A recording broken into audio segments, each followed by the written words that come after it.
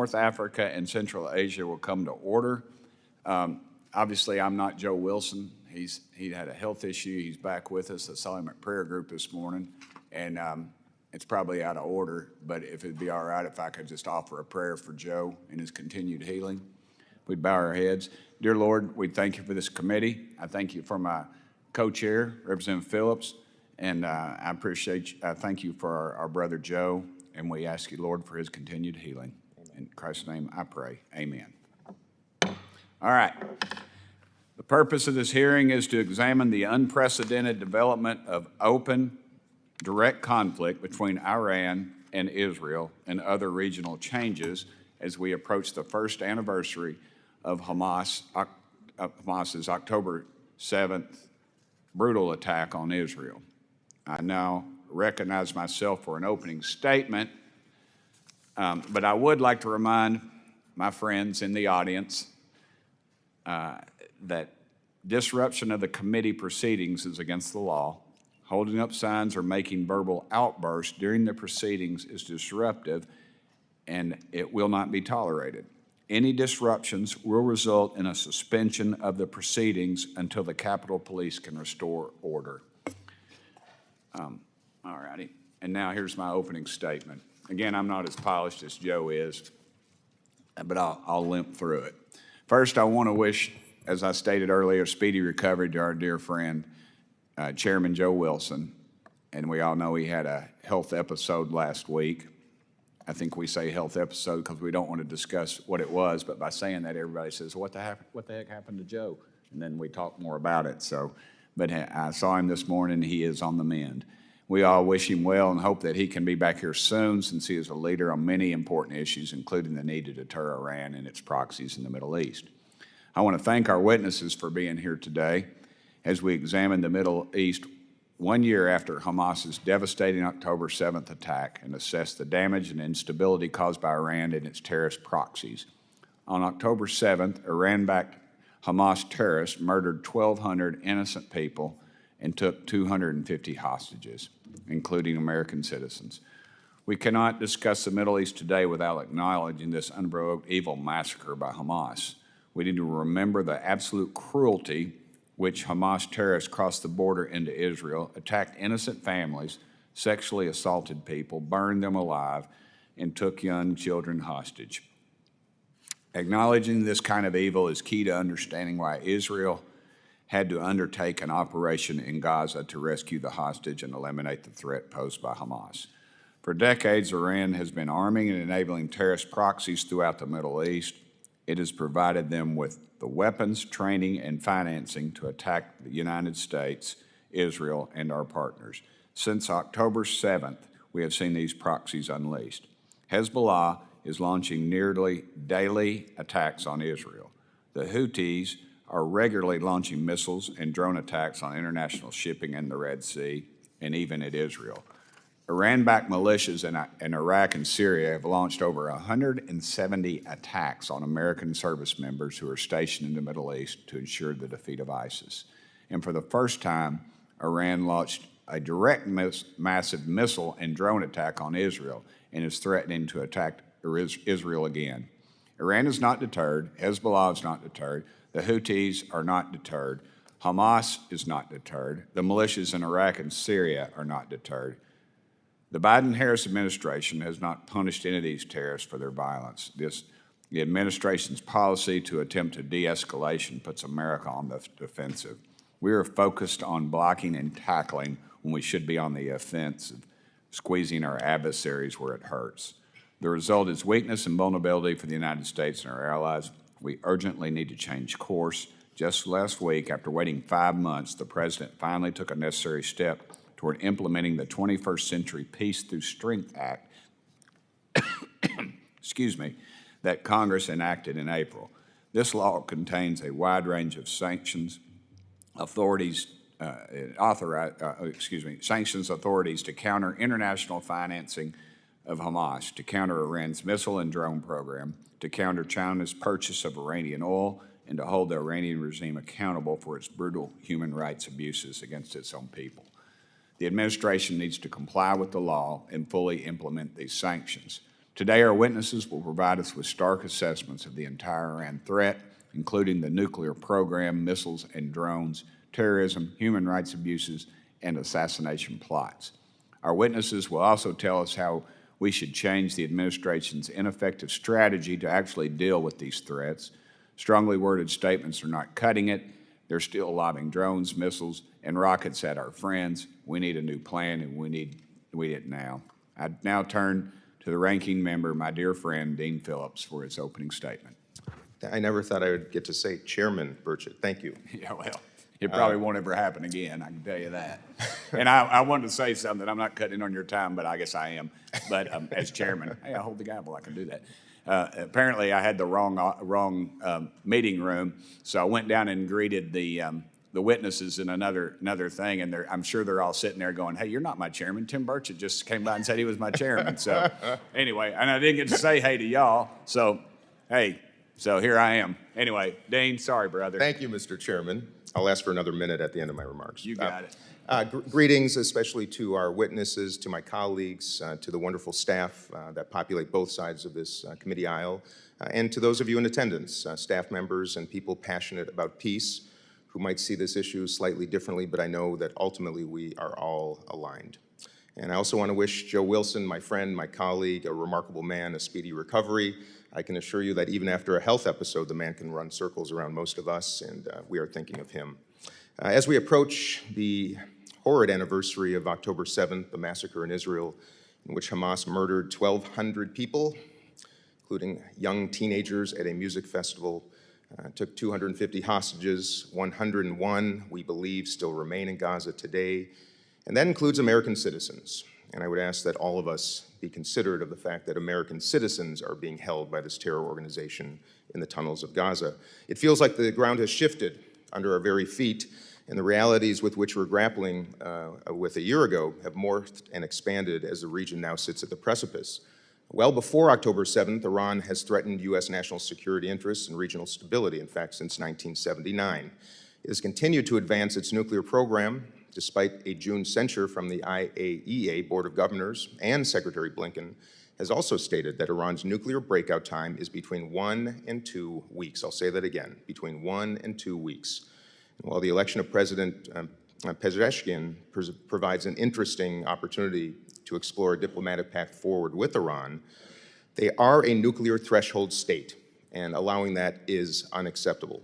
Iran has also increased cooperation with Russia on issues ranging from avoiding economic sanctions, obstructing accountability at the United Nations, and advancing military technology and weapons. Just last week, Secretary Blinken confirmed that Iran has indeed transferred ballistic missiles to Russia for use in its illegal and unjust war in Ukraine. This is an axis of evil. The burgeoning relationship is deeply concerning, and I look forward to hearing from our witnesses about how the administration and Congress can best work together in a bipartisan fashion to ensure that our approach to Iran is coordinated to advance our strategic goals. The threat of Iran's so-called shadow war has come out into the open since its unprecedented direct attack on Israel on April 14th of this year, even as it continues to establish and enable proxies to attack U.S. personnel and Israel by air, land, and sea. Over the past year, we've witnessed the Houthis, the Iranian-backed terrorist organization in Yemen, attack military and commercial vessels in the Red Sea almost 200 times, threatening international trade and freedom of navigation. Hezbollah, too, has chosen to join the fray with an estimated 120 to 200,000 missiles and rockets in its arsenal to attack Israel and Israeli civilians. Hundreds of thousands of civilians on both sides of the Israel-Lebanon border have been displaced and cannot return home, cannot attend school, cannot live because of the continued violence. The United States is working diligently to de-escalate tension, reinforce Lebanon's sovereignty, and maintain strong support for the LAF, the Lebanese Armed Forces, which are a critical component to full implementation of UN Security Council Resolution 1701. As these fronts continue to develop, another is emerging. Militants in the West Bank are linking up with Iran for weapons and funding in ways that we have not seen before. This is worrisome and threatens stability and security in the entire region. But these militants are not the only threats to stability and security. Leaders within the current Israeli coalition are withholding tax dollars due to the Palestinian Authority, delegitimizing its leadership, and emboldening extremist Israeli settlers attacking Palestinian civilians. Equally unacceptable. I'm pleased that the Biden administration issued an executive order which authorizes sanctions against any foreign person responsible for actions that threaten the peace, security, or stability in the West Bank. And it is my hope and expectation that current sanctions are only the beginning of more serious measures to be taken against any of those who seek to escalate fear and violence against human beings in the area. President Biden, along with our Egyptian and Qatari partners, have been working diligently to bridge the remaining gaps and bring an immediate ceasefire in Gaza that would see the release of all remaining hostages and a surge of humanitarian assistance to Palestinian civilians. The third stage of the proposed plan is to begin major Gaza reconstruction. President Biden has rightfully stated that Hamas cannot and will not be able to govern Gaza following a ceasefire. But that creates more questions. What would a governing authority look like? Who would be responsible for security? The answers to those questions require leaders across the region, including Israel, in particular Prime Minister Netanyahu, to set aside personal gain and act in the best interest of Israelis, Palestinians, and human beings around the world. Put plainly, without a ceasefire, without tangible steps towards a two-state solution, Israel loses and Iran wins. Today I've laid out the serious threat that Iran and its proxies pose to the United States and Israel. But I also believe that the best way to counter Iran's malign behavior to fundamentally undermine its destructive mission is for Israel to deepen its cooperation with like-minded countries in the region, to normalize with Saudi Arabia, and to live side by side in peace and security with its Palestinian brothers and sisters. When I started my remarks, I said the Middle East was on the precipice. But the precipice of what? The Biden administration has successfully avoided a regional escalation since Hamas's attack on October 7th, but time is running out. The region could easily devolve into chaos with Israel and the U.S. facing down adversaries on multiple fronts, or its leaders could choose a different path, a path that would leave Israel and the wider region in peace, in security, and stability. I hope and I indeed pray for the sake of Israel and for the region and for Palestinians that we choose partnership, that we choose hope, and that we choose peace. Lastly, I want to note that we have uncovered Iran's intention and success in manipulating and influencing our elections. It is appalling, it's reprehensible, and we must, and I know we will, work in a bipartisan fashion to counter these threats to democracy both here and around the world. With that, I yield back the balance of my time that I no longer have. Thank you to Ranking Member Phillips, my co-chair, I guess. It'll be all right. Oh, you just gave me a promotion. Yeah, I did. I don't care. You don't get any more pay. We're also pleased to have our distinguished witnesses with us today, the Honorable Elliott Abrams. Thank you, brother. Former Deputy Assistant to the President, National Security Advisor. We also have Miss Kirsten Fontenrose. Did I get that right, ma'am? All right. You know, you got a doppelganger back in Knoxville, Tennessee. There's a lady I know. I went to school with her, and if you ever get in trouble, you say, oh, it wasn't me. It was Tim Burchett's friend back in Knoxville, Tennessee that did it. And you look very much like her. And I looked up and I thought, dadgum, what's she doing here? But obviously it's not her. And then you are the former Senior Director for the Gulf at the National Security Council. Did I get that right? All right. And now I'm going to massacre this poor lady's name. We welcome Miss Carrie Filippetti. I get it? Wow. Well, I'm Burchett. Nobody's ever gotten it right. So This should be easy. Yeah. This should be easy. Yeah, she's, wait, hang on. Let Jesse rob this train. Hang on. Executive Director of the Vandenberg Coalition. Finally, we have Mr. Jonathan Lord. I got that one right. Good job. All right. Thanks, brother. Give me some. Senior Fellow and Director for Middle East Security with the Center for a New American Security. I want to thank you all for being here today. Your full statements will be made part of the record, and I'll ask you to keep your spoken remarks to 5 minutes, which my friend Dean Phillips did not follow, obviously, in order to, to allow time for members' questions. And I now recognize the Honorable Elliott Abrams for his opening statement. Thank you, brother, for being here.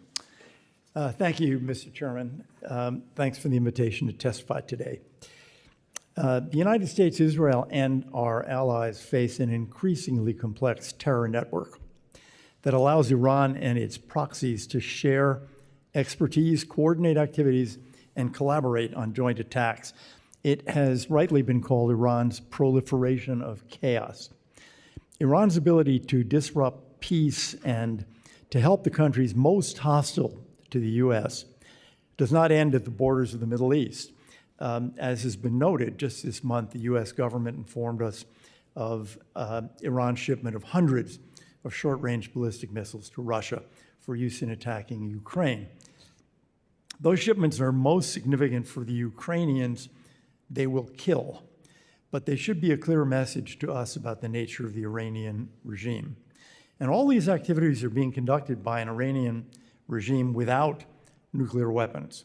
What would they be doing if they had a nuclear umbrella and felt they could be even bolder? But the Iranian nuclear program continues to expand, and quickly. Mr. Chairman, like you, I do not believe the U.S. and our allies have responded adequately to Iran's actions.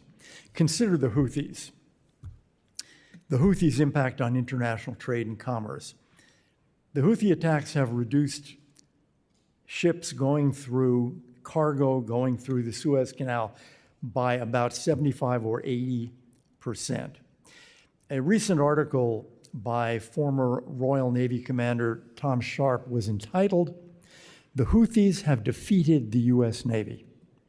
The Houthis have defeated the U.S. Navy.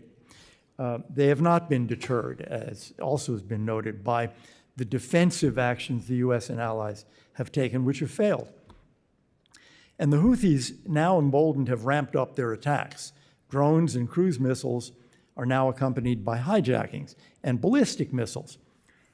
The Houthis are not producing advanced ballistic and cruise missiles. Those are Iranian missiles given to the Houthis. So that interference with international shipping is a product of Iranian foreign policy. But Iran has paid no price for it.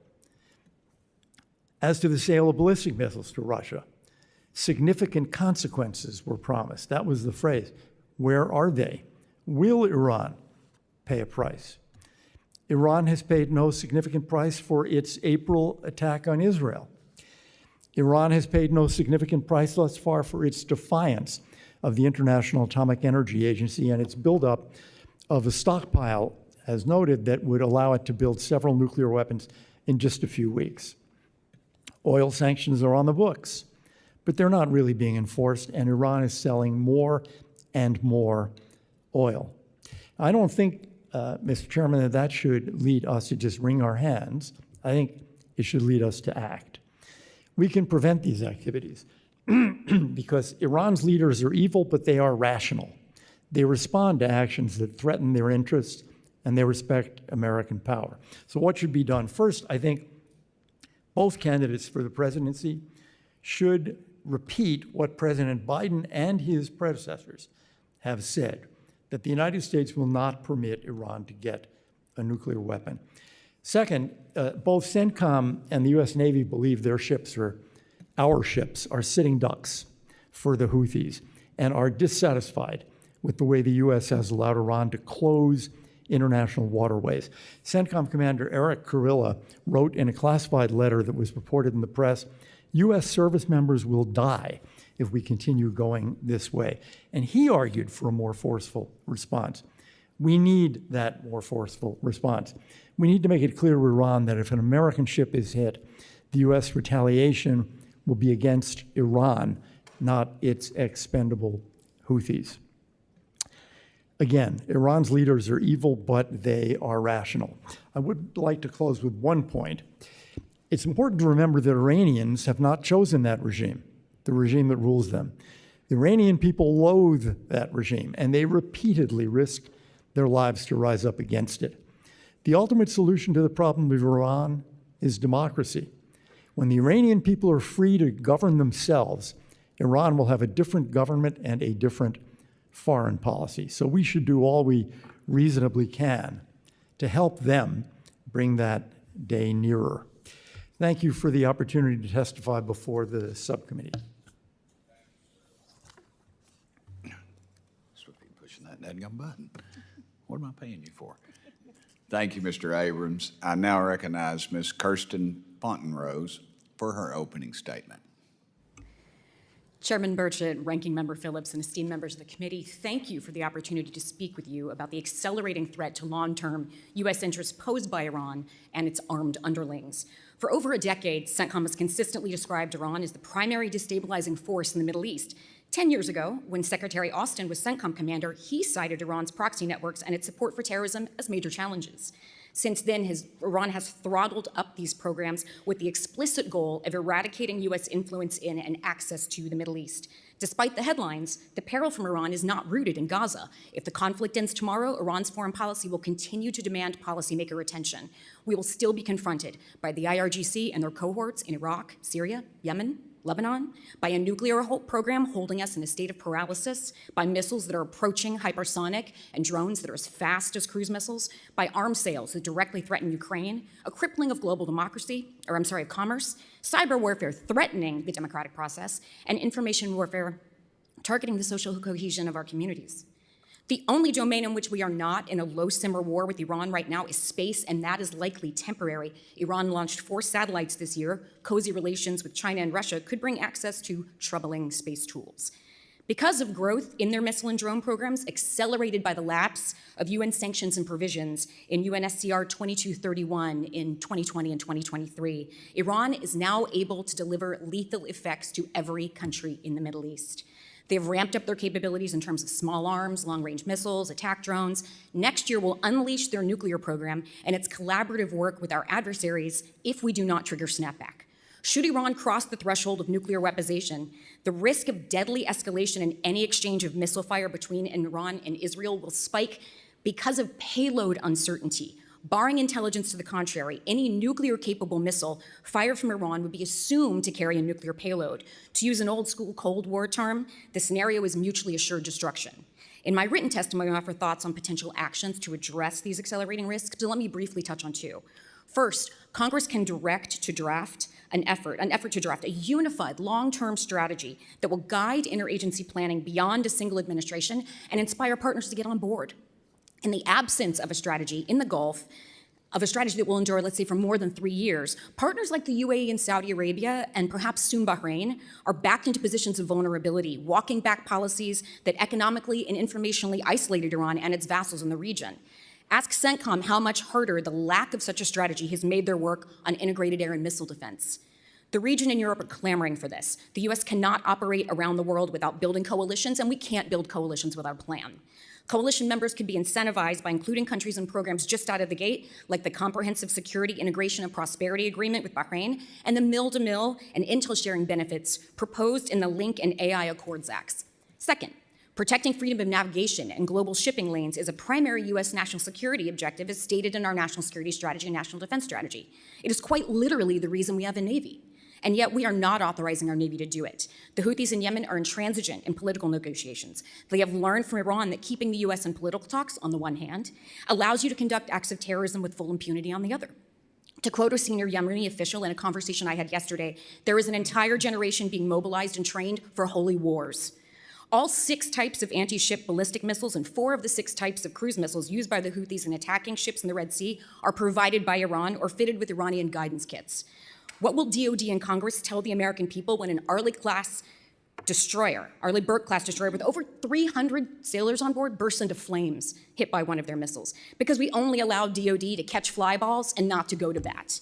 In support of UNSCR 2624, which labels the Houthis as terrorists and reinforces the arms embargo, and acknowledging the defense of people and interests permitted by Article 51 of the UN Charter, it's time to mobilize partners to do more to interdict weapons, support local forces in Yemen to do more to challenge the Houthi position that enables their strikes, and here's where tables get flipped, pass an AUMF for limited scope, geographically and time-bound operations that defang the Iranian proxy most directly threatening US interests. What is at risk if we do not professionalize our approach to the regime in Iran?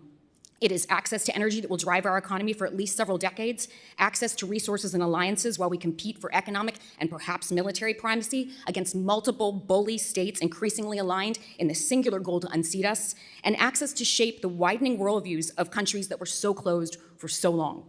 Thank you. Thank you, ma'am. I think you did that all without taking a breath. Pretty High school dadgum debater, good. sir.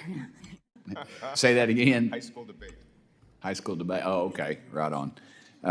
I now recognize Ms. Carrie Filippetti for her opening statement. Ma'am. Chairman Burchett, Ranking Member Phillips, distinguished members of this committee, I want to begin first by joining you in wishing for the continued recovery of Chairman Wilson, whose leadership of this committee has been instrumental in protecting American interests. It's my honor to testify today on the threat Iran poses to United States interests. While both the chairman and the ranking member have mentioned a key anniversary, that is the one-year anniversary of the Iranian-backed October 7th terrorist attack in Israel, there are two other anniversaries that should frame our discussion today. The first is the 2-year anniversary of the Iranian regime's murder of 22-year-old Mahsa Amini, as well as the 30-year anniversary of the Iranian-backed terrorist attack on a Jewish community center in Argentina that killed 85 people. Collectively, these 3 anniversaries demonstrate the reach of the Iranian threat, that of the regime itself against its own people, that of its proxies in the Middle East, and that of its proxies around the world. While my co-panelists have thus far done an exceptional job highlighting the regime's threat in the Middle East, I want to focus a little bit on a threat closer to home, that is, in Latin America and the Caribbean. Here, Iran is attempting to exploit both their growing presence in the region as well as an unprecedented border crisis to pose a direct threat to American security. The Iranian regime has long recognized the importance of gaining a foothold in our hemisphere from which to counter American influence and threaten American lives. Over the years, Iran has used this influence to radicalize populations, fund terrorist activities, and transfer weapons into the hands of authoritarian regimes or terrorist leaders. Iran pursues radicalization using a network of so-called cultural centers, embassies, and propaganda outlets. One key example is Al-Mustafa University, an Iranian-backed export agency for Islamist propaganda that is now in over 50 countries and which was sanctioned in 2020 for its active role in recruiting for the Iranian Revolutionary Guard Corps. Outside of these formal programs, Iranian terrorists disguised as diplomats are deployed around the region to recruit for terrorist activities, including Mohsen Rabbani, the supposed Iranian cultural attaché to Argentina, who recruited for Hezbollah's 1994 Jewish Community Center attack I mentioned before. Finally, Iran uses Hispan TV, its regime-run Spanish-language media arm, to spread anti-American propaganda across the 17 countries in which it now operates. Iran also seeks to undermine the United States through weapons transfers with authoritarian regimes.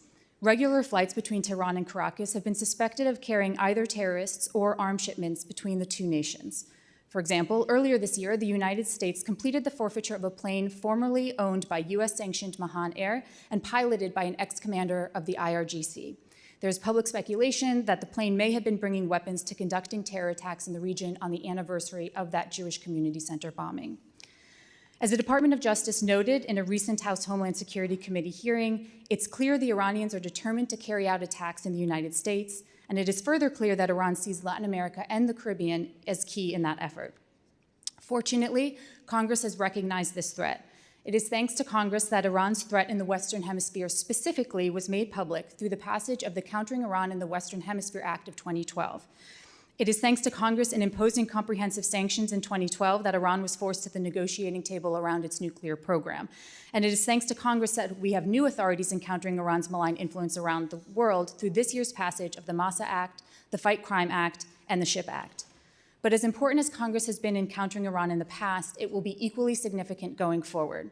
So rather than just admire the problem, as my co-panelists have done as well, I'm going to offer a few recommendations.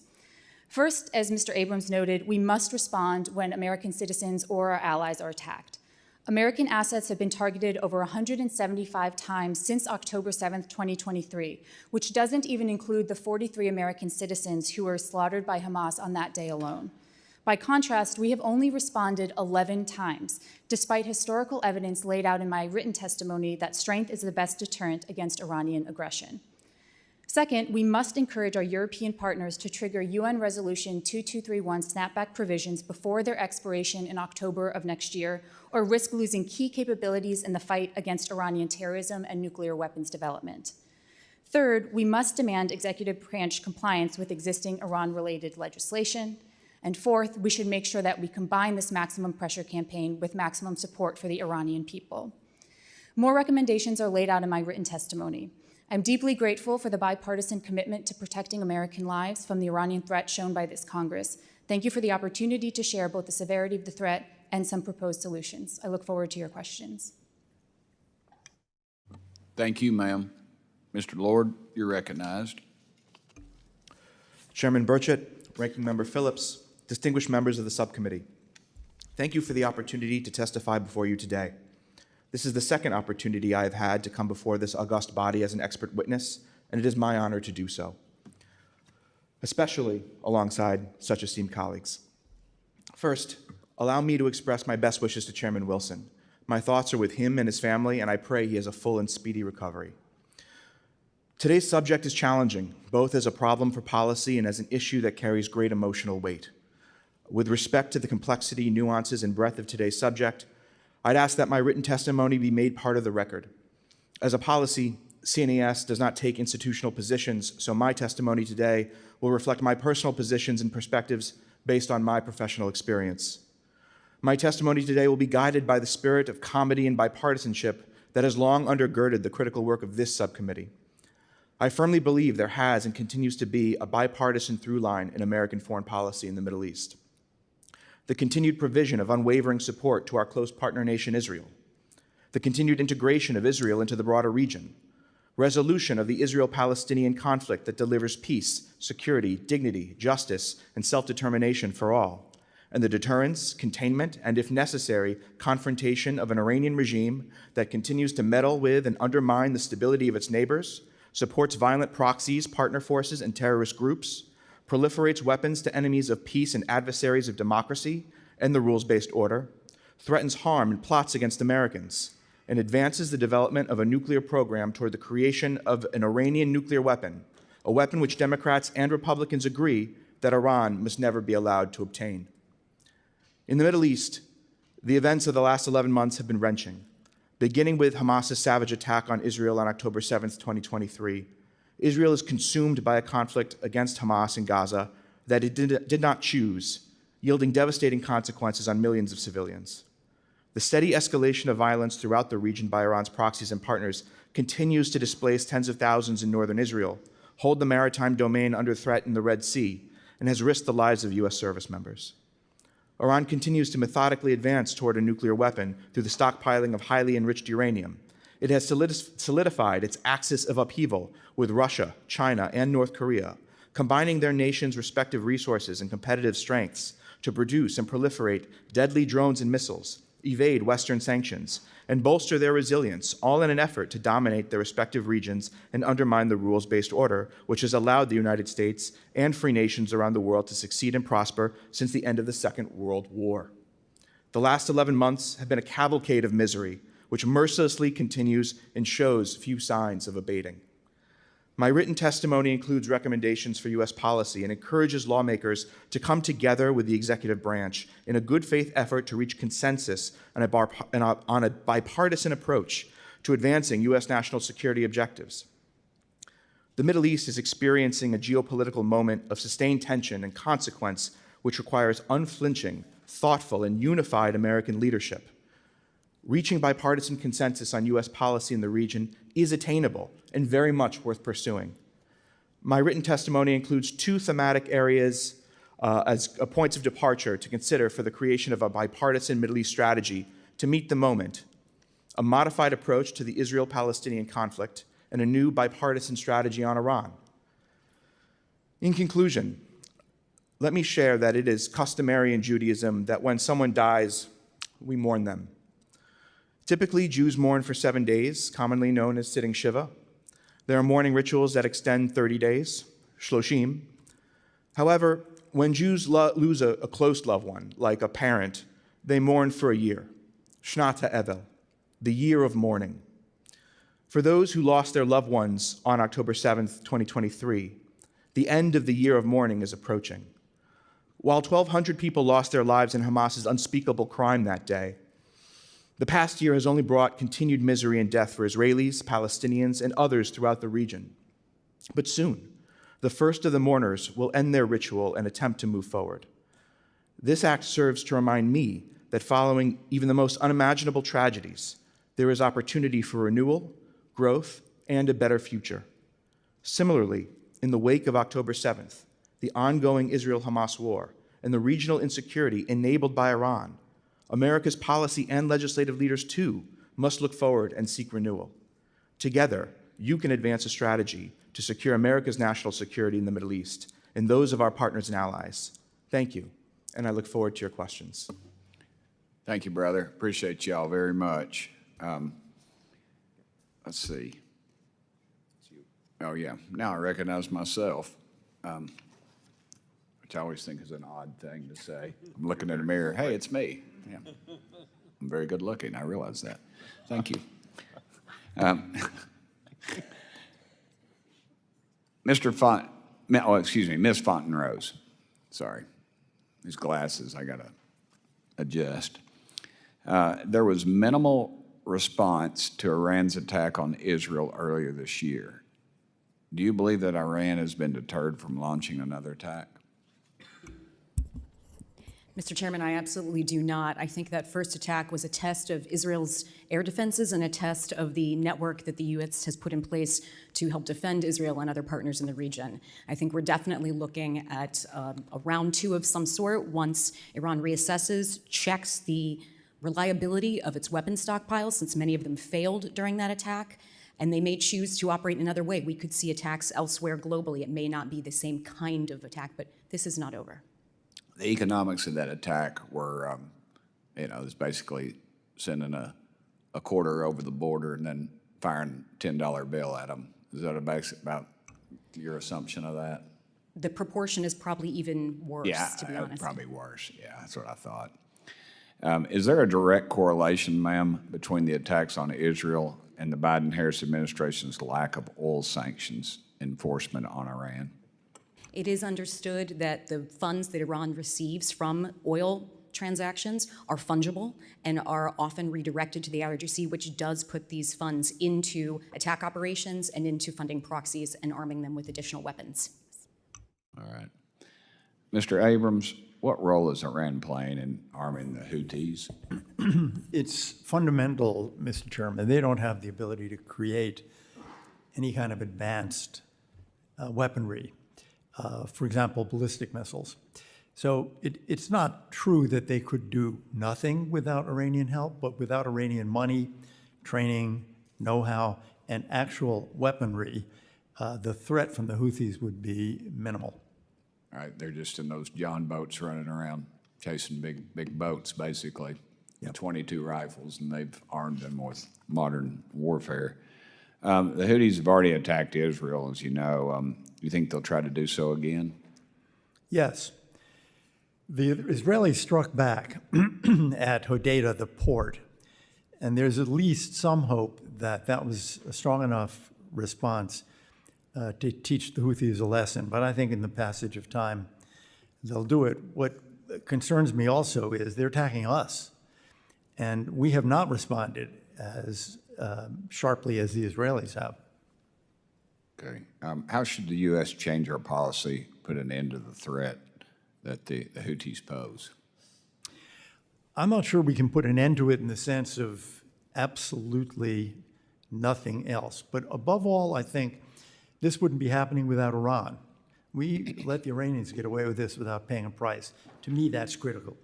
Iran has to pay a price. If a Houthi missile hits, as Kirsten Fontenrose said, hits an American destroyer and kills Americans, that's because the Iranians gave them that missile.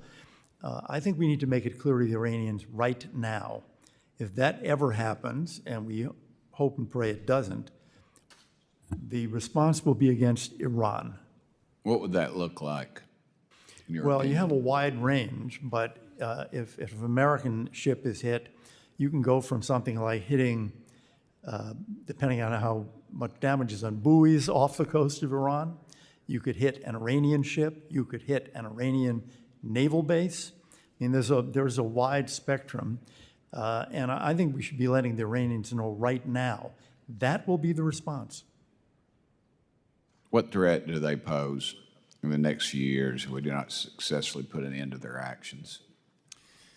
They have the ability over the next few years to build a nuclear weapon. That presumably emboldens them. So with their network of proxies, it's a greater threat to Jordan, which right now they're trying to subvert. It's a greater threat to Israel through the West Bank. It's a greater threat to our allies in the Gulf. And it's a greater threat to the U.S. Navy and to international commerce. It's only going to grow as their oil revenue grows and they get bolder. Okay, thank you. I've got 20 seconds left, and I'm going to yield that time to my good friend Brad Sherman from California. Mr. Sherman? We all pray for the health of Joe Wilson, and glad to see he's back on the Hill.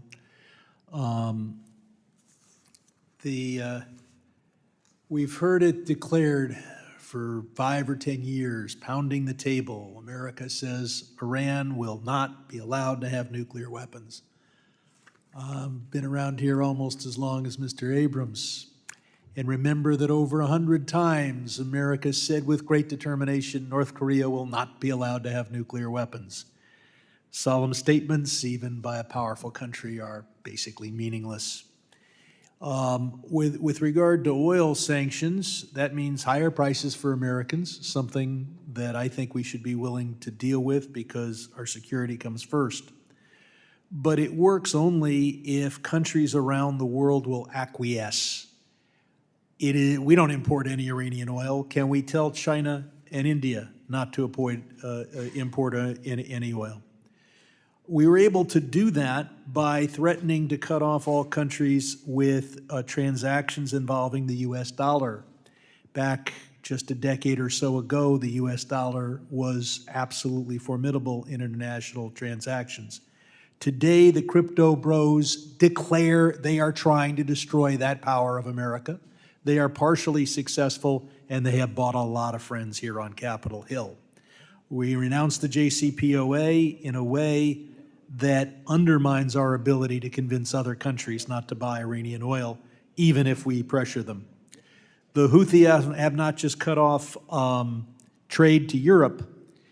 Food from Russia and Ukraine needs to get to the poorest countries that border the Indian Ocean.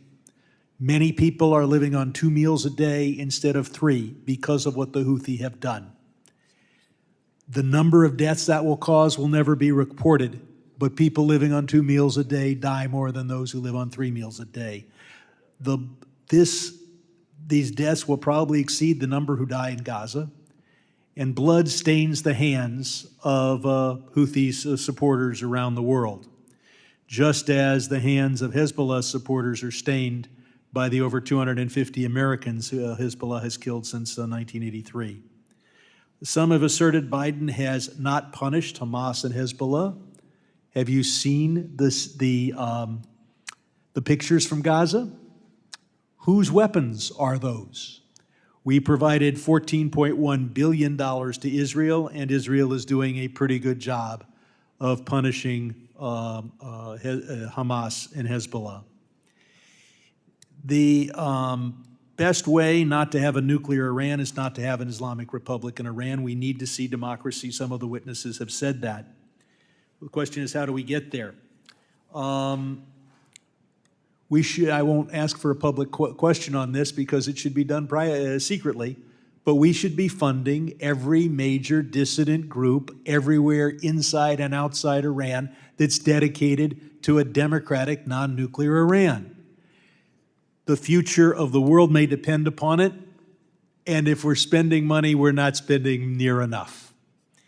We need to provide free internet and use all of our technology to make sure that the great internet wall of China does not extend around Iran. But I want to shift to another issue, and that is, it said, well, what about the Saudi nuclear program? Ben Salman says he wants the same deal as Iran. Of course, he doesn't. He doesn't want American sanctions and hatred. He just wants the same nuclear program. Now, just because the Saudis are not Shiites does not make them Zionists, but what really concerns me is all the great hardware that we shipped to the Shah was soon in the hands of the Islamic Republic. Mr. Abrams, is Saudi Arabia becoming a nuclear power in the interests of the United States? Saudi Arabia becoming a nuclear weapon state Weapon state, yes. certainly not in the interests of the United States. developing a nuclear energy program under a 123 agreement that does not permit enrichment, I think, would be in the interest of the United And they States. should simply follow the same agreement that the UAE entered into with us. They are here lobbying for less control. Why would they want that? Is there any benefit other than the chance to become a nuclear power that Saudi Arabia would get by watering down the 123 agreement model that we signed with the UAE? Well, there's a problem, which is that we are permitting Iran to enrich uranium. We did that under the JCPOA, and the Saudis then ask, well, if your enemies can do it, how come your friends can't do it? Well, our enemies get to be our enemies, and we do many bad things to the Iranian government, and we should be doing a lot more. And any funding we provide to dissident groups ought to be done covertly. And I'll point out, if you want to know the weakness of Iran, look at what their government does. Killing dissidents in Europe, trying to kill them in the United States, killing their own people. They're worried. And that tells us their vulnerability. I yield back.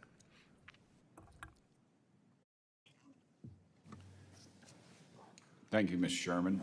I now recognize Jim Baird, of Indiana. Thank you, Mr. Chairman, and thank our witnesses for being here. You know, my first question deals with the Washington Post reported that Iran is pursuing partnerships with 2 Chinese satellite companies, and Iran has previously sought such support from Russian entities. So how would this help Iran expand its capability for remote surveillance, potentially including high-resolution images of military targets? And I'm going to start with Ms. Filippetti. Thank you, Congressman. So this is part of how Iran is able to project power internationally through its not only nuclear weapons program, which we've been discussing already, but also through its coordination with other powers like Russia and China. In particular, we have seen how Russia has helped amplify the nuclear weapons program that Iran has been producing. And so their coordination with China has also allowed them to evade sanctions quite extensively. So we know that their coordination with both of these powers is intended to antagonize the United States and replace the American-led system. So any additional access they have, particularly coming from Chinese technology, which, as we know, is very sophisticated in terms of its ability to surveil, is deeply problematic. And just to connect this back to the Western Hemisphere component, which is what I always try to bring up, we have seen how China is also trying to establish satellite connections here, not only as it relates to surveillance systems in Cuba, but also over Argentina, which means that if Iran has a connection to Chinese satellites, then they may also have the ability to monitor us here. Ms. Fontenrose. I would agree with everything that Ms. Filippetti just said. I would add that one option we also have not considered is that Iran has a lot of commercial availability as well. There are plenty of companies around the world that sell to the Chinese and Russian government and also produce for other markets that are very capable of fairly good, at least low Earth orbit imagery. And surveillance is probably the least of our worries. Once Iran is able to surveil, the next step, if they're actually partnering with Russia and China on a space program, is weaponizing in space. Mr. Abrams, do you want to add anything to that? No, thank you. Thank you. Mr. Lord, you want to add anything? I think it's all been quite well covered, but I do think the overriding point I think you'll hear is that to think about Iran in isolation, or even the elements of Iran's malign activities at this point, isn't just going to cut it. Iran's capabilities are made worse and more powerful by its cooperation with Russia, with China, with North Korea, as are its proxies and partners. And from here on out, when we think about Iran's strategy, it implicates our China strategy, it implicates our Russia strategy. These things can't be thought about in isolation anymore. And I hope, as much of a fan as I was of our current national defense strategy, which really racked and stacked these adversaries in a sort of a priority order, I would expect and hope that our next national defense strategy starts to think about them as a combined power and what this axis of upheaval is capable of, and ways that we might work together with our own partners, and animating our own partnerships and alliances to really confront create dilemmas and challenge the capabilities of these forces combined. Thank you. Thank you. My next question goes back to you, Ms. Von Rose. You know, how can we more effectively block the CCP's illicit transfer of dual-use technology to Iran and its proxies? Congressman, that is the question of the year because we are certainly trying. But many of these components, again, are commercially available. A lot of them are very small and difficult to detect. They are also shipped in small pieces. A lot of it is blueprints, and much of it is transfer of knowledge. So it's in the presence of advisors, for instance, instead of in actual pieces. So we have to hit rat lines. We have to hit free trade zones and look into cargo containers. There's so many things that go into trying to block that transfer. And really what we should be looking at also is financial transactions and just the relationship, the trust, because the less trust they have with each other, the less they will share. So there's also an information operations piece here. Thank all of you, and I would like to mention that Purdue University has developed a program for making chips, you know, this Chips and Science Act, and they have a program for undergraduates as well as graduates. So that's trying to onshore chip manufacturing. So I've got 3 seconds left, and I yield back. Thank you for your generosity, Representative Baird. Now I yield to my good friend Jerry Connolly from Virginia. Jerry. Thank you, Mr. Chairman, and welcome to our panel. Good to see you, my old friend, Mr. Abrams. Mr. Lord, Mr. Abrams, in his testimony, decried the fact that Iran is now close to developing or producing nuclear weapons. Is that correct? Yes. Was there any type of international agreement that would have stopped Iran from producing highly enriched uranium or the plutonium that could be used in such weapons? As I recall, Mr. Connolly, yes, there was. What was the name of that agreement? It was known as the Joint Comprehensive Plan of Action, or JCPOA. And were Russia and China party to that agreement? They were. And who led that agreement? Who initiated and helped write that agreement? The United States? Oh, it was our agreement. Yes, sir. And we had Russia and China, as well as Iran and Europe as Yes. members? Oh, Yes, sir. wow. As part of that deal, were there steps taken to ensure that Fordo, Natanz, and Iraq facilities pursued only low-level enriched uranium for civilian work, medical work, and industrial research? Yes, sir. And did that agreement require Iran, in fact, to ship out of country excess enriched uranium to a third party? Yes, sir. In fact, it did. And did that agreement require Iran to close down a plutonium production reactor? Yes. Did that agreement limit the number of centrifuges and the kinds of centrifuges that otherwise might be used to produce a nuclear weapon? Did that require Iran to agree to stipulation limiting those centrifuges? Mr. Connolly, yes, it did require them to agree. And did the IAE certify 8 times that, in fact, Iran was in compliance? Yes, I believe it did. And did the Trump administration agree with that certification not once but twice in 2017?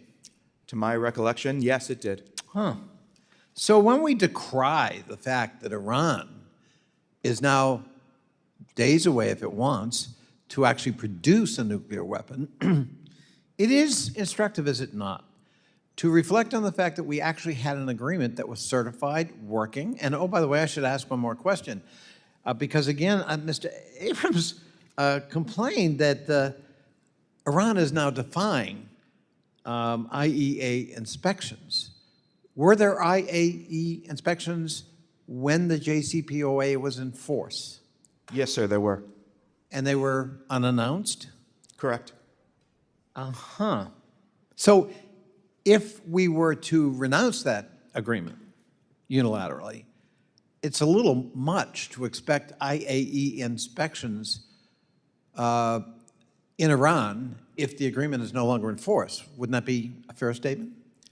at least those that were a part of the JCPOA. It's kind of in the category of it can't have it both ways. You can't complain that Iran's close to a nuclear weapons capacity, which I decry, and that's why I supported the JCPOA, because it was the only instrument at hand that actually would push back the nuclear weapons development program in Iran. Would you agree with that statement? Yes, at the time, I think it was the most effective tool. And again, we had IAEA inspections. I know that for a fact because I actually went to Vienna and got briefed on a bipartisan basis by some of the inspectors and their reports.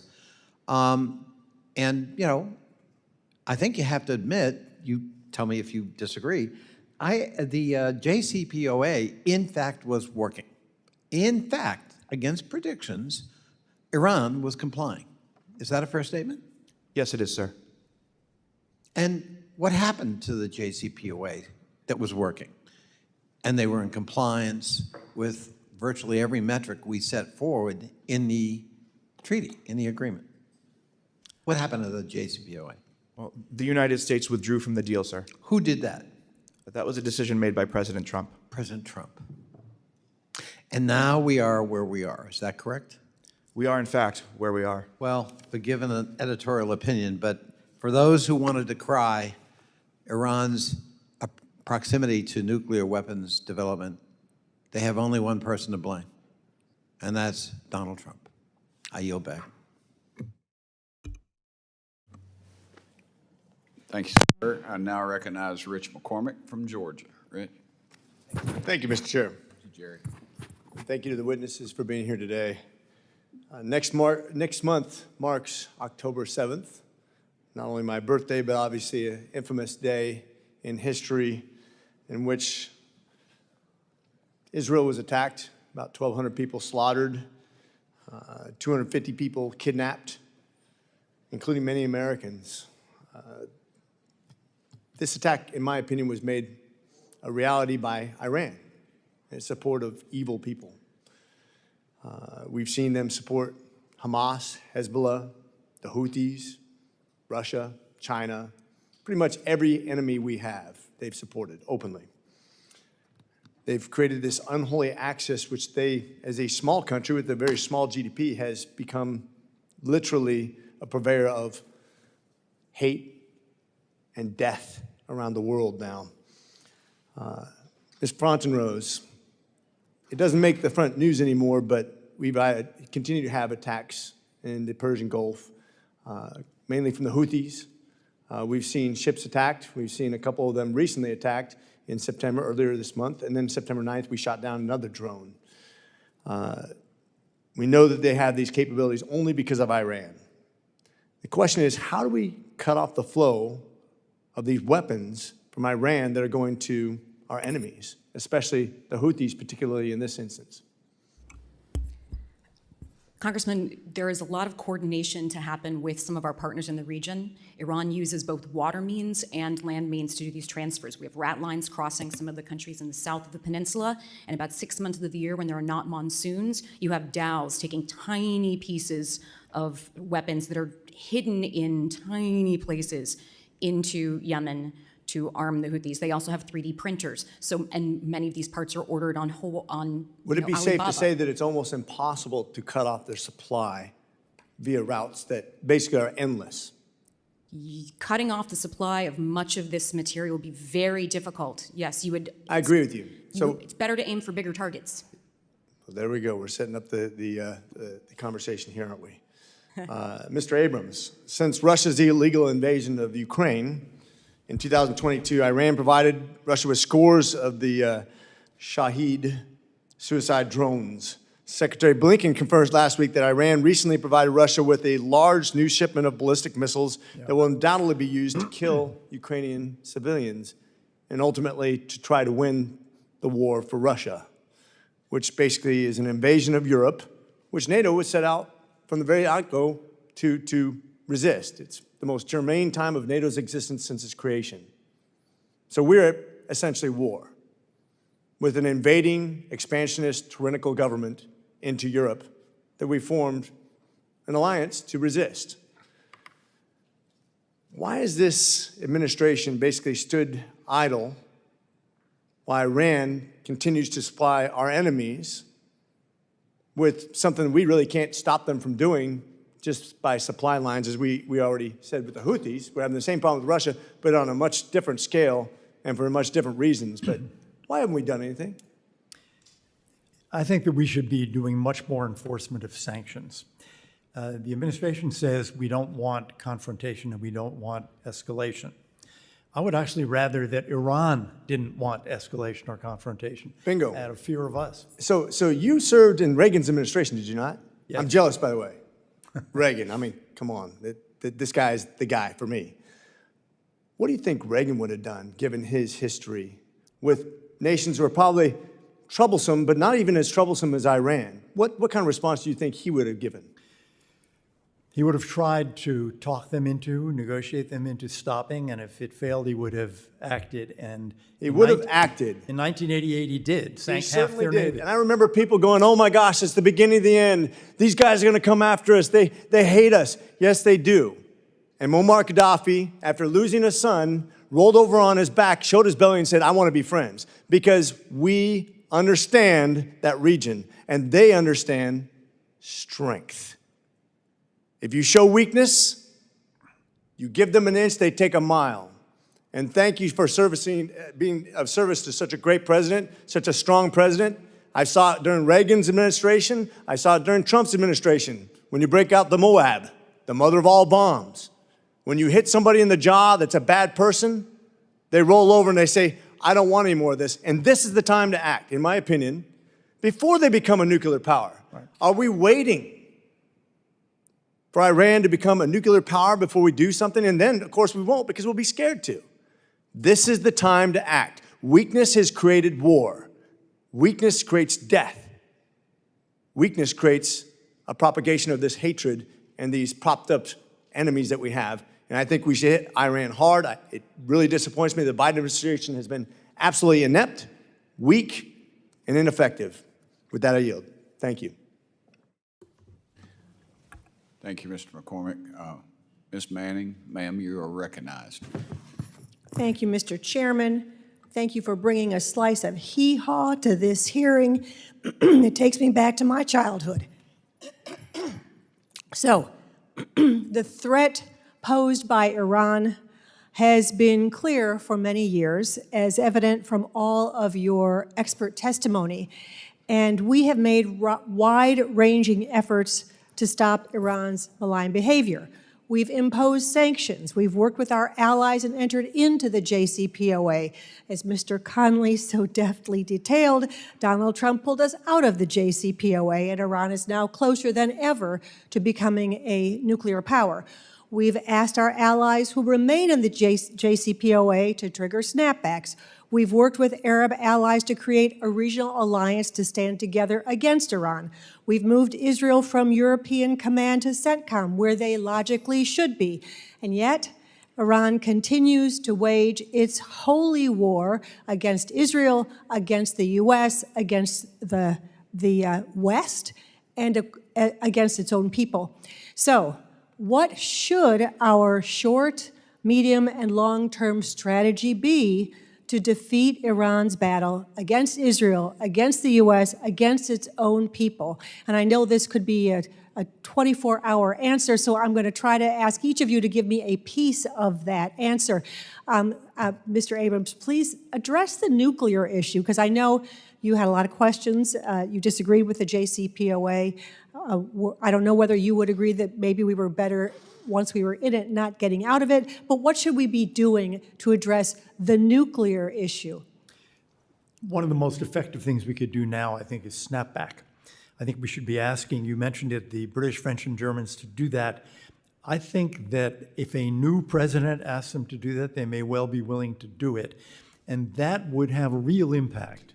So we should ask our allies to do what we are no longer really able to do because we got out of the deal. Correct. Anything else? Well, I'd like us to enforce the oil sanctions, because the more funding that regime has, the more harm they can do. And what should we be doing to address their non-nuclear malign behavior? Well, we've talked about the Houthis, and I think the U.S. Navy should have a much stronger response in keeping the sea lines of communication open. That's one instance, but should we have a grand strategy for addressing the non-nuclear malign behavior? Well, one piece of it, again, this could be 3 hours, but one piece of it, the ultimate solution is a democratic Iran with a different foreign policy. And we should be doing more to help the people of Iran in their struggle against that regime. Okay, I can't disagree with you, but I'm going to move to Ms. Filippetti on this one because you address the issue of what we should be doing to help the people. And I guess my question for you is, how should we address Iran's attempt to radicalize people around the globe to spread an anti-Western holy war? Thank you for the question. So this is one of the most significant threats that I think Iran poses. In addition to its nuclear threat is the disinformation and propaganda risk that it's posing, both outside the United States, as we see all across the world through, as I laid out, their propaganda outlets, but also inside the United States. So we are constantly seeing them use social media, use TikTok and other outlets in order to promote anti-American propaganda. So we need to figure out how to address the propaganda aspect of this in addition to the nuclear component of it. I would also say that this Congress passed some really important legislation that allows for more human rights related designations against the Iranian regime, like the Massa Act. And I have not seen that the executive branch has yet used those authorities, which I think are critical authorities. So ensuring executive branch compliance with the authorities that this Congress has rightly passed. So is enforce key. the laws that we've already passed and be more vigilant in enforcing that. Ms. Fontaine-Rose, like you, I am deeply concerned by the Director of National Intelligence's finding that Tehran has sowed discord here in the U.S., particularly some of the anti-Israel protests that have taken place on college campuses. They have emerged as the leading source of disinformation and a top threat to the security of our elections. So what should we be doing to address that? What consequences should Iran face?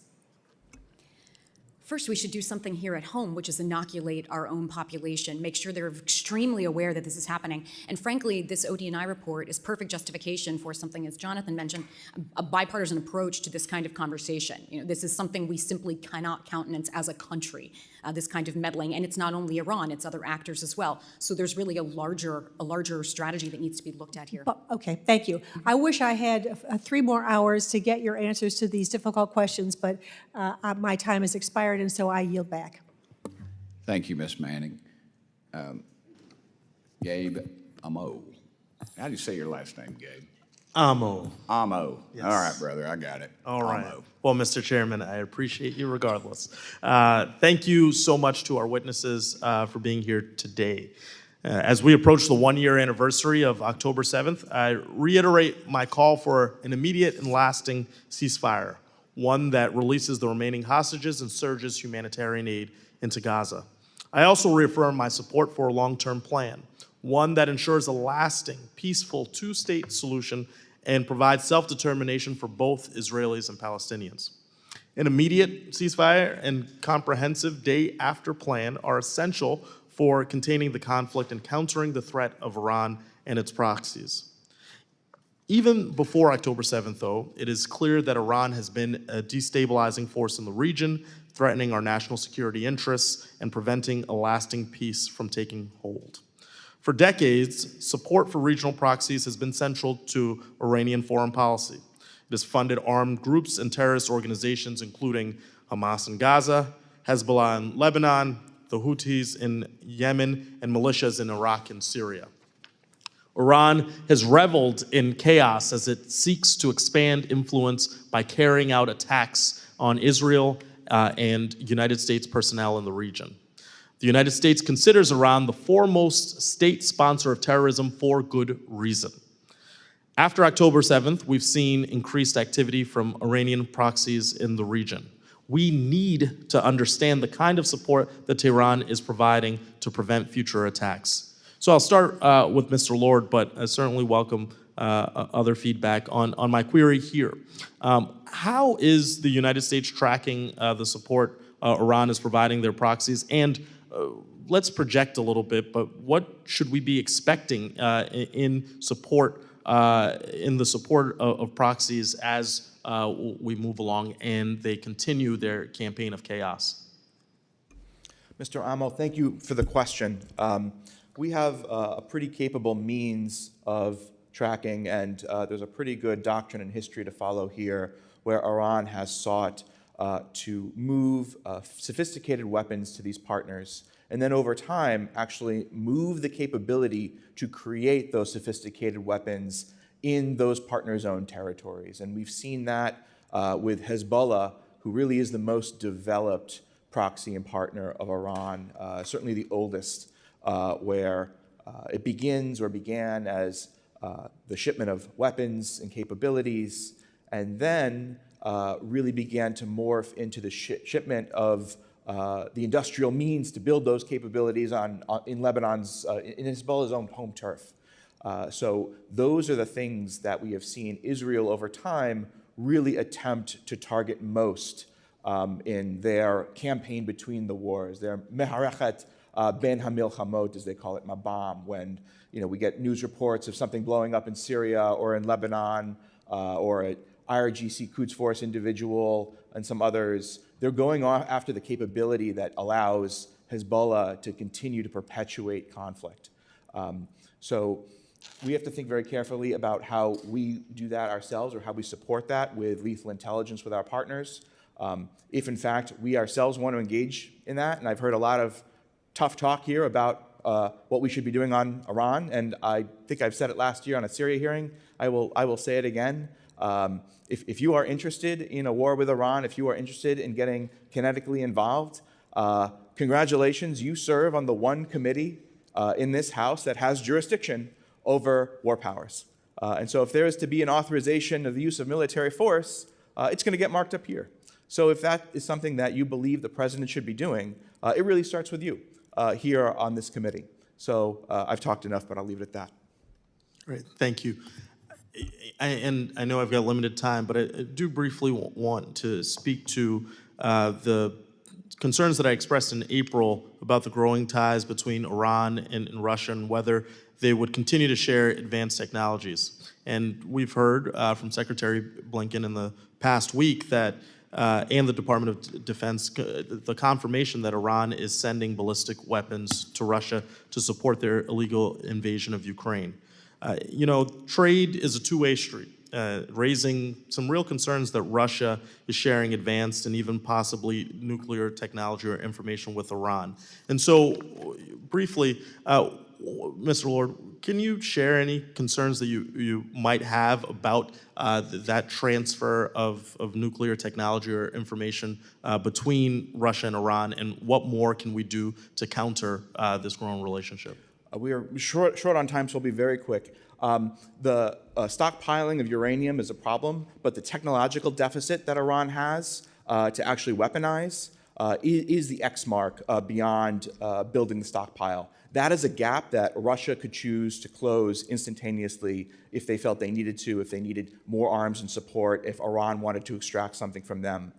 We need to think exactly about this problem and how we create dilemmas for Russia and Iran. And I'll just point to a piece of legislation that came out of the House. I believe it was written by Mr. Trone, sponsored in a bipartisan way by Mr. Scott. Mr. Schneider, I think, was a co-sponsor of this amendment for the NDAA that would actually make it easier for the administration to take weapons that were captured from Iran on the way to the Houthis and then use presidential drawdown authority to send them to our partners in Ukraine to fire back at Russians. And I think those are the types of things we need to be thinking about that this Congress could be helping to do. Unfortunately, that amendment did not make it past Rules Committee here in the House. It may be under consideration in the Senate version of the NDAA, but I would strongly encourage those types of means as a way to think creatively about how we can impose real dilemmas on this axis. Thank you for your responses, and with that, I yield back. Thank you, sir. Now recognize Kwasi Mfume. Did I get that right? Close?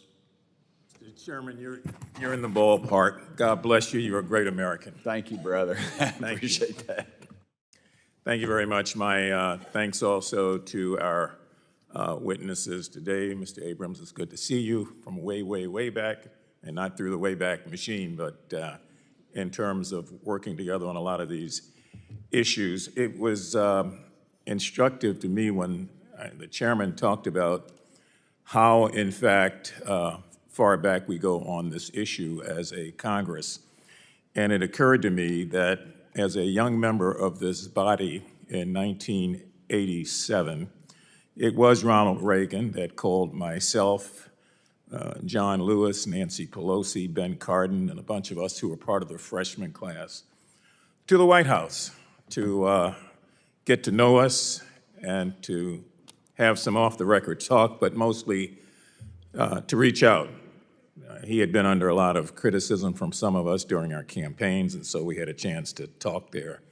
And one of the things that I remember President Reagan specifically taking pride in was his decision to carry out the Carter administration sanctions against Iran rather than after he got the hostages released, as we know, in January of '81, rather than to go in a different way. And I guess he was trying to signal bipartisanship.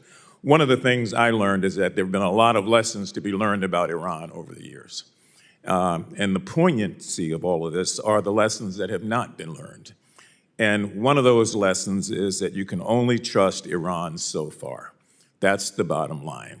And so when we look at what occurred during the Reagan administration, or fast forward to the Bush administration, and in 2005, how that administration decided, because Iran did not want to stop its uranium enrichment, to pretty much sever ties and to start putting in sanctions.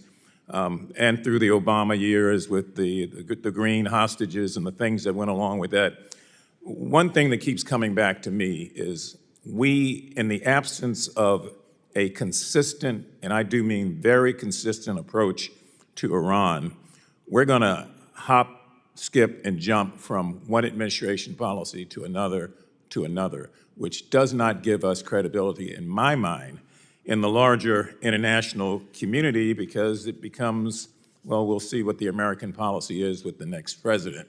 And the people who are sowing the bad seeds and are creating the unrest have that luxury to sit back and to wait in a very clandestine manner, do what they were continuing to do all along. And then there's another election, and there's another version of U.S.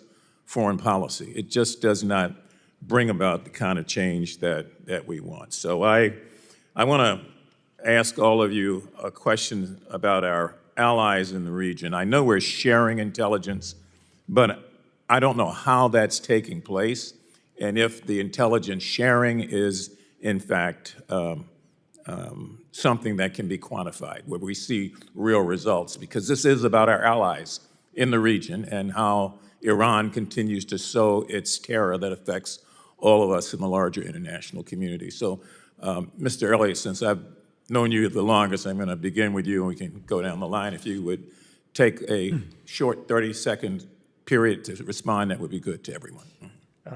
Thanks, Mr. Mfume. We get a fair amount of intelligence on Iran from Israel, and we get intelligence on Iran also, and knowledge from allies outside, because they have something, many of them we don't. They have embassies in Iran. So we get from those embassies, from their ambassadors, much better sense of what's it like, what's going on in there, that we actually lack because we don't have an embassy. Thank you. Congressman, I interpreted your question slightly differently. I thought you were asking about how we share intelligence with our regional partners, so I'll address that just briefly. We do have very close intelligence sharing relationships with most of the Gulf countries, with Egypt, with Jordan. They do complain they don't get enough. We are doing some things right now to try to pass more. A lot of the issues are trust within them. We have to serve as a hub, because intelligence can't be shared, for instance, with a group of them, since they simply don't trust one another. But CENTCOM has done quite a bit through the Integrated Air and Missile Defense construct, or the regional construct they're building to share intelligence. And we've seen the proposed AI Accords Act that will do, have additional steps for intelligence sharing with countries in the region. Okay. I'm happy to pass to my co-panelist if he has anything to add. Good. You're very kind, Carrie. Thank you. Very little, but just to sort of hop on Kirsten's point, our intelligence sharing with partners has grown tremendously over the past few years. We almost feel a duty to share. The challenge is there is intra-Gulf tension, which reared its head, I think, in 2017, which we saw with the Qatar Rift. But some of these partners trust Israel a lot more than they trust their neighbors for a whole host of reasons. And so if we can think about ways that we can build trust and comity between our partners in the Gulf, that can go a long way to supporting a broader intelligence network, as well as our efforts to build the interoperability regional security architecture that we're seeking. Thank you. Let me reclaim my time quickly. The key is trust. So each one of you have spoken, said the same thing. The problem here is that you never know who trusts who and who's doing something that's clandestine that ultimately undermines that trust. I mean, it's a terrible sphere of operation because it's porous. It's got holes in it. And I'm asking this because I'm really concerned about the safety of our troops, of our intelligence people, of our people who are on the ground over there, and ultimately, what I've said before, the security of this nation and the security of our allies. So my time is up. Mr. Chair, I want to yield back. I do want to underscore the consistent refrain that we've got to find a way to have a ceasefire, to bring the hostages home, and to have again, consistent foreign policy. Thank you, Mr. Chair. I yield back, and I appreciate the extra time. No, I appreciate you, and I appreciate your little bit of history lesson in the beginning. And you as a freshman, I thought that was pretty cool. I actually visualized that as you were saying that. That was kind of cool. Long time ago. Yes, sir. Well, I guess I was a sophomore in high school, if that makes you feel any better. No, it doesn't. No, I'm sorry, sir, but you've always been extra kind to me, so I appreciate you very much. Thank you. Mr. Schneider, I believe, Brad, you're recognized. Thank you, brother. Thank you, Mr. Chairman, and I want to thank you and the ranking member, but also all the panelists for being here today. This has been very helpful and informative. I want to pick up on what, Mr. Lord, you said in your opening remarks. I appreciated them talking about the Jewish traditions of mourning, and our tradition is really centered around this idea of zachor, memory, and it's through that we keep generation to generation, the spirit alive. We are coming on to the one-year anniversary of October 7th. Immediately after that is Yom Kippur, the holiest day in the Jewish year, where we remember all those who came before us that we have lost. But the high holidays, Rosh Hashanah and Yom Kippur, Sukkot, which was connected to the October 7th attacks, is also a time of renewal. And I appreciate your remarks about a vision for peace and security for Israelis, Palestinians, and everyone in the region. I think that's really what we're here talking about at its core. Is there a way, in the way I frame it, of breaking free from the gravity of the history of this region, so much of the history of this region, to create a path to peace, or are we stuck in a cycle of war? And at the core of that cycle of war is Iran, who with support of Hamas, Hezbollah, the Houthis, I can go down the list. They are the single largest sponsor of terror and the threat to peace, which is why we are here today. And October 7th a year ago was not an isolated incident. It was a pinnacle. The timing was also not by accident. Saudi Arabia and Israel were this close to normalizing relations, and who loses from that most? But it would be Iran and their aspirations for chaos within the region. Iran's role can't be overstated. Tehran has long funded, armed, and trained Hamas and the other terrorist organizations, enabling them to launch attacks on civilians and disrupt the hope for peace. We're currently facing a very real threat of a second front opening in the north against Hezbollah, between Israel and Hezbollah. Hezbollah has 150,000 or more rockets, many of which are precision-guided, poised to escalate. We saw this week Israel, in a clandestine attack, detonate the pagers of Hezbollah. Anyone who had one of these was connected to Hezbollah, was a member of a terrorist organization. Well, not everyone, because the ambassador from Iran to Lebanon also had one of these Hezbollah pagers. Why is Iran communicating in a terrorist communication chain with this? And there's tens of thousands, nearly 100,000 people in Israel on the north evacuated from their communities. I met with many of them yesterday. They can't go home because of the threat from Hezbollah. And until we relocate the Rod 1 fighters away from the border to the north of the Litani River, there's not going to be peace. And we can talk about Iran, and we touched on that, or not Iran, Yemen, and we touched on that. Yemen is a wild card in all of this because, yes, they are being armed and funded by Iran. They also overtook all of Yemen's government's weapons, and they aren't necessarily going to just listen to Iran. And all of these threats, we're left with the threat of a nuclear Iran. And I have questions. I'm looking at the time. I want to get to these questions. But we cannot allow Iran to have a nuclear weapon. We've been fighting this or working against this for now more than a generation. And Iran has kept marching forward. Ms. Filippetti, you talked about the anniversaries. It was Iran and Hezbollah who bombed the Marine barracks. It was Iran who bombed the Jewish Community Center in Argentina. I was there for the 30th anniversary.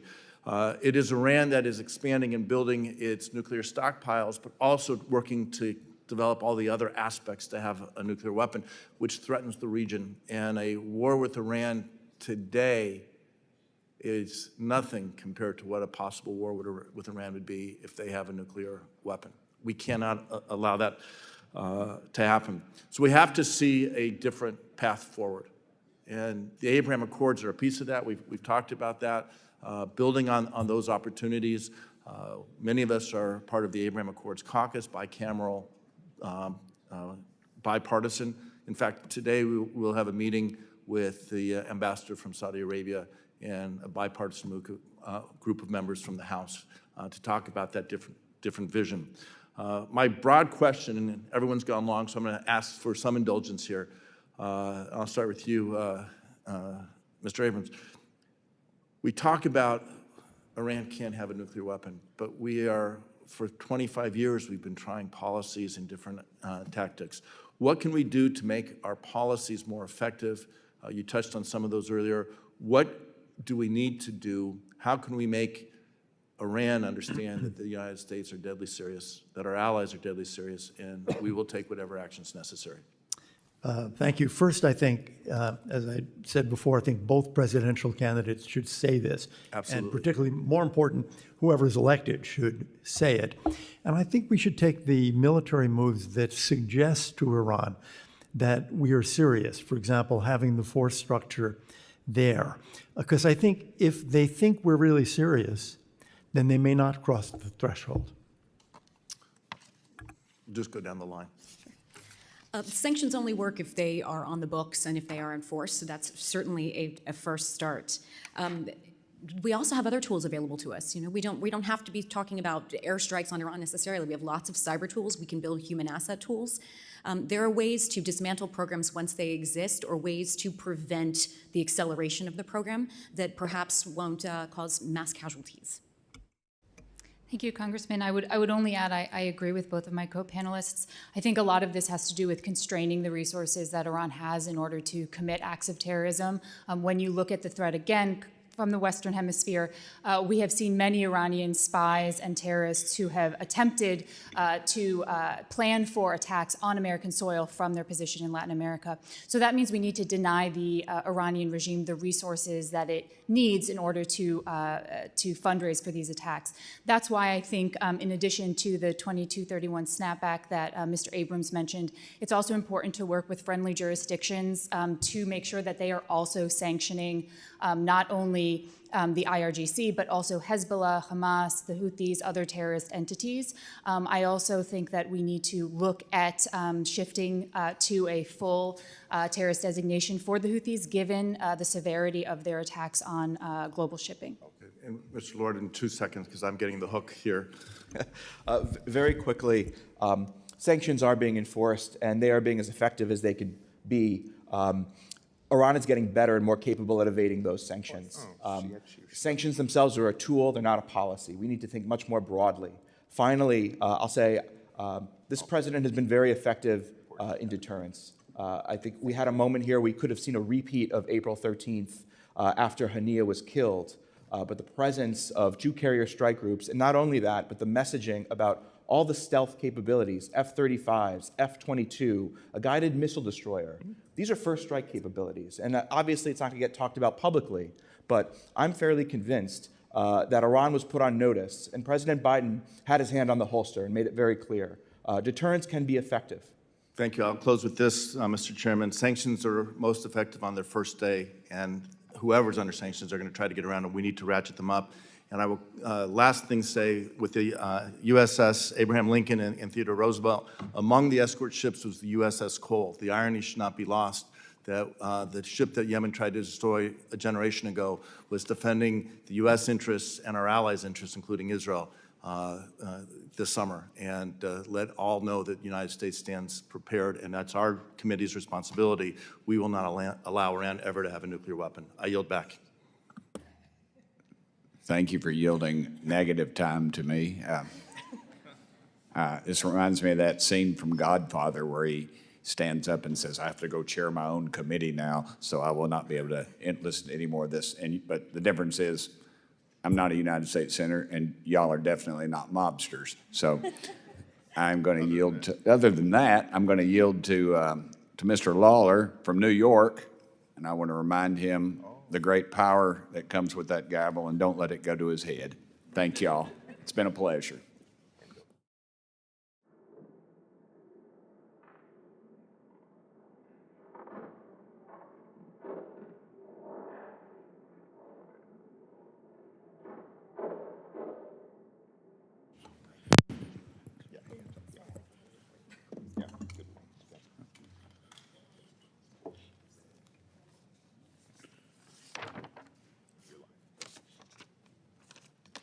Thank you, Mr. Chairman, and I recognize myself for 5 minutes.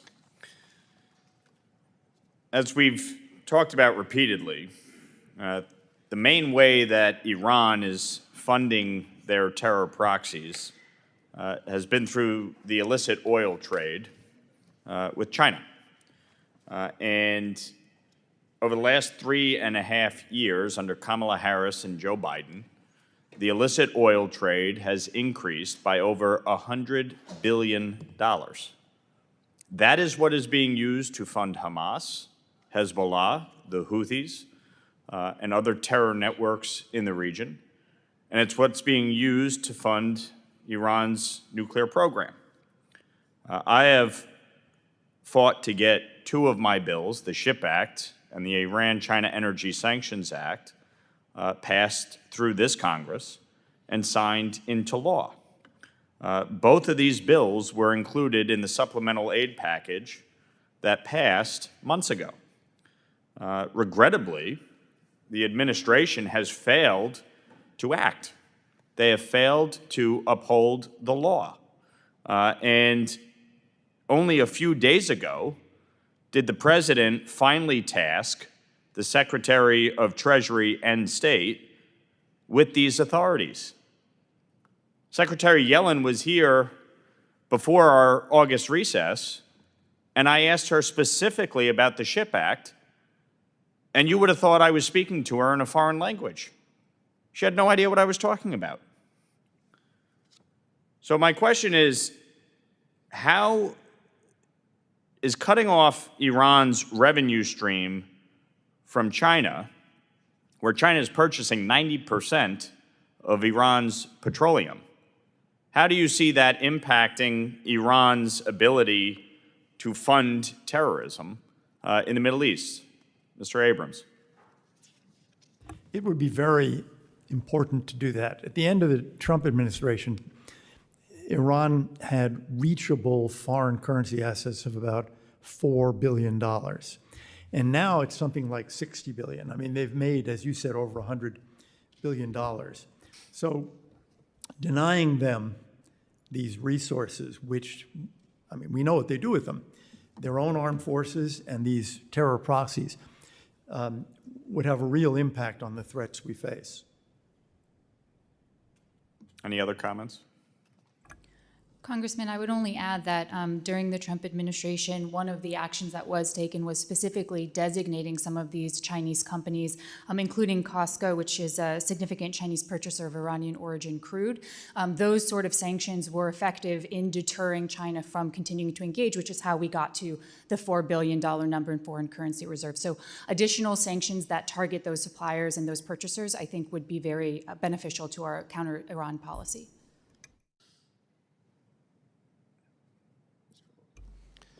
Nice to see you, Chairman Lawler. As a resident originally of Rensselaer County, makes me proud. Let me just say that your characterization of the Biden administration's actions during this time, I think, are a little bit unfair. I'm not a surrogate or a representative of the administration, but I think it's important to note that this administration took some very creative and effective action in closing the dollar auctions in Iraq, which were a massive sieve by which Iran and its proxies were able to gain dollars, as well as Syria, as well as other illicit actors. And as many as 80% of those transactions were sketchy at best. There's a lot of work to be done, but that happened under this administration. I think if you look across the recommendations in our testimonies, there's a lot of shared thinking here. And it's not because I'm a fake Democrat or Kerry or my colleagues are fake Republicans. It's because fundamentally, the Biden administration, the Trump administration, Republicans, Democrats really want the same thing here. The challenge becomes with what you're discussing when it comes to China is this implication of our China policy. When we start sanctioning Chinese entities, we start to implicate the issues and questions around Taiwan, and we get well away from my level of expertise, so I'll leave it there. But I will say that there is a tremendous amount of sanctions busting and evasion, which sanctions is not going to get to because they have de-dollarized these processes. Look, a broken clock is right twice a day, okay? And yes, the administration has taken some actions that have supported the effort to crack down on Iran. But when Joe Biden and Kamala Harris came in, their objective was to renegotiate the Iran nuclear deal. And as part of that, they lifted the secondary sanctions that were implemented under the Trump administration to go after the purchasers of Iranian petroleum, okay? And so by doing that, the illicit oil trade was allowed to resume and thrive. And you have over $100 billion that came in. We've talked in this Congress about the $6 billion in unfrozen funds. That pales in comparison to what was allowed to occur under this illicit oil trade. So the approach to Iran has been wrong.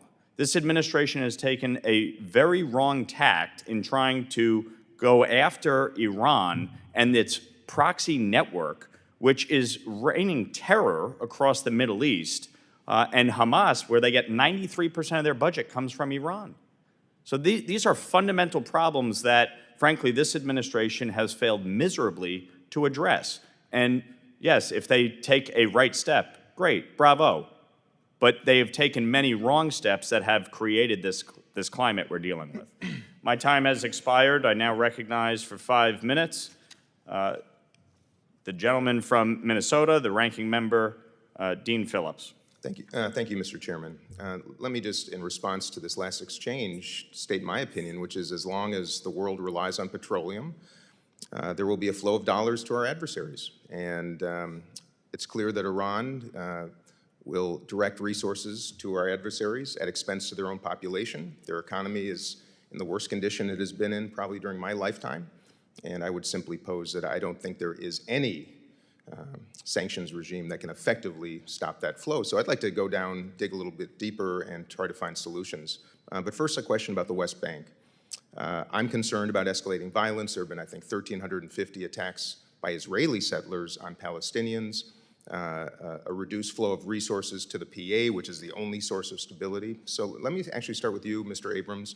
Do you believe current Israeli policy, as it relates to security policy, economic policy, and otherwise in the West Bank, is accretive to stability and security and also to United States objectives? I think there's been a real effort, there is a real effort in the last year or two to introduce money and weapons to Jordan and the West Bank by Iran.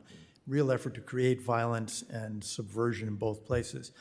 And we've seen a diminution in the ability of the Palestinian Authority security forces to control the West Bank. I think the Israelis are actually reacting to that. Now, settler violence is something else. That's unlawful activity, and it should be prevented, and it should be punished whenever it occurs. But the background here is a big new Iranian effort in Jordan and the West Bank.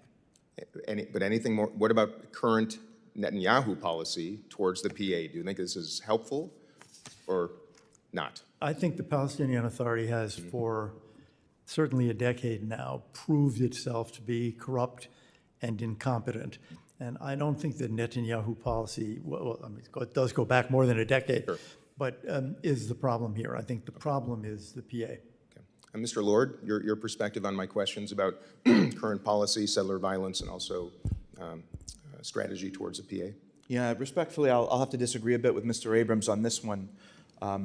Really, for about the last 20 years, Israel has been operating on a national security paradigm that assesses that this conflict is only manageable and not solvable, coming off of the failures of Camp David in 2000. But unlike previous paradigms of conflict management, this one has been inextricably tinged by an ultra-nationalist ideology which fundamentally rejects the two-state solution.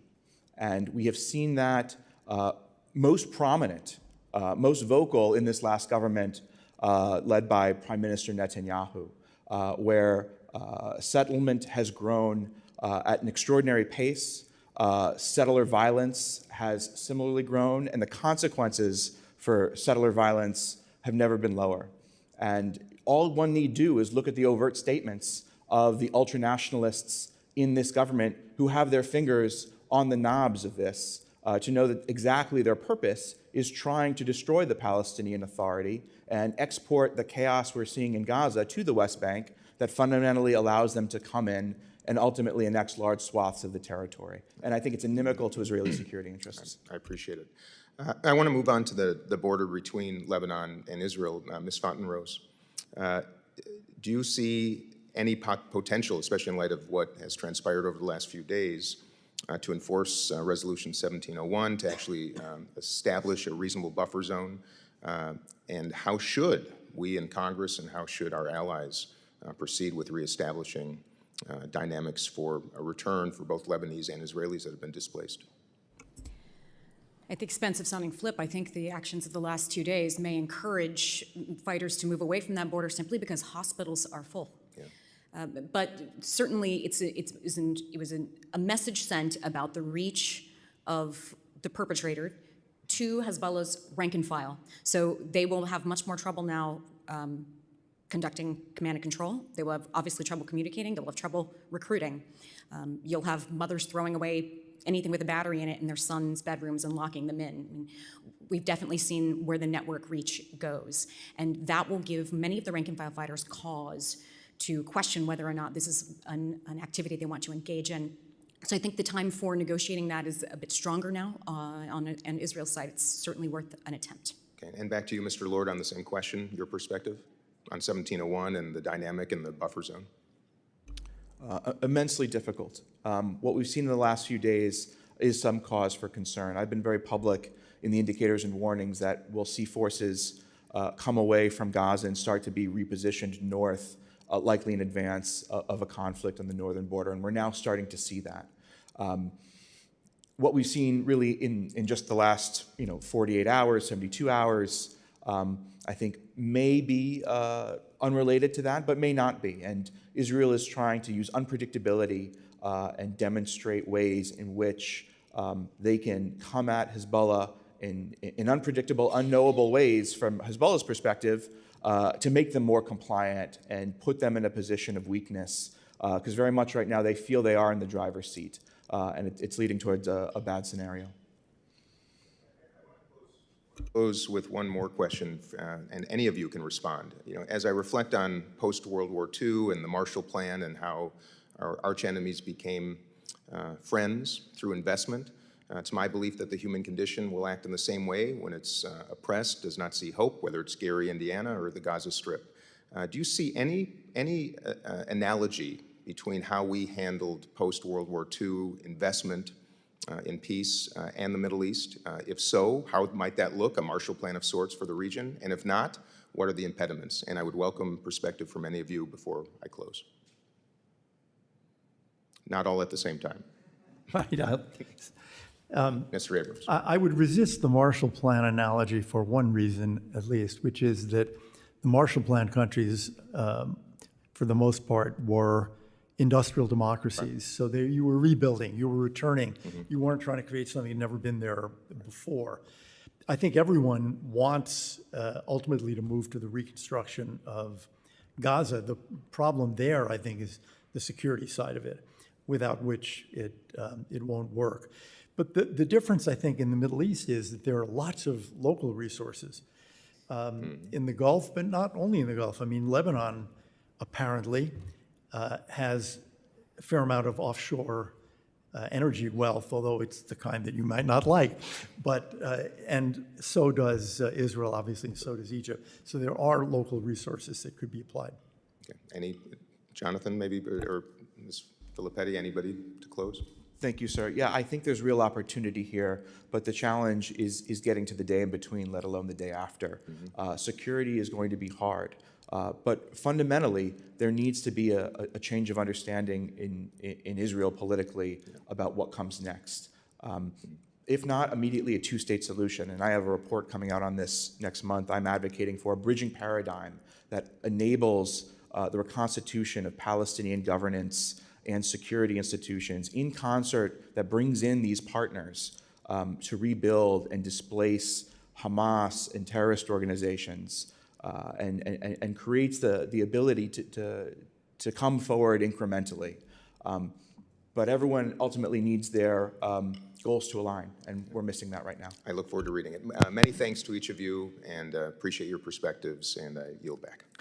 Gentlemen's time has expired. I want to thank the witnesses for their valuable testimony and the members for their questions. The members of the subcommittee may have some additional questions for the witnesses, and we will ask you to respond to these in writing. Pursuant to committee rules, all members may have 5 days to submit statements, questions, and extraneous materials for the record, subject to the length limitations. Without objection, the subcommittee stands adjourned.